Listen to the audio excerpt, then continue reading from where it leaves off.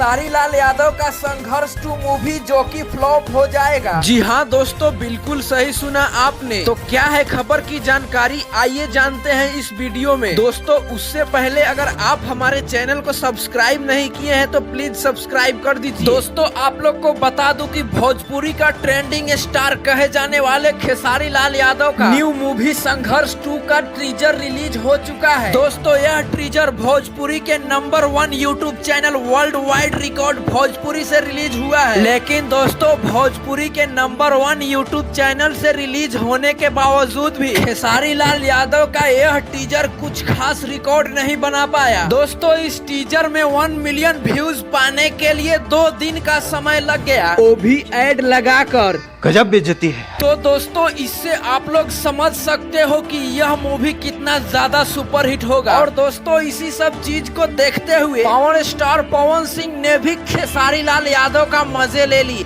पवन भैया से आगे, पवन सिंह से आगे जाने में दूसरा जन्म लेना पड़ेगा बेटा, झमकौला से हुई। तो दोस्तों आप लोग को खेसारी लाल यादव के बारे में क्या कहना है नीचे कमेंट करके जरूर बताएं। और ये हमारा वीडियो आप लोग को अच्छा लगा हो तो वीडियो को भी लाइक जरूर करें।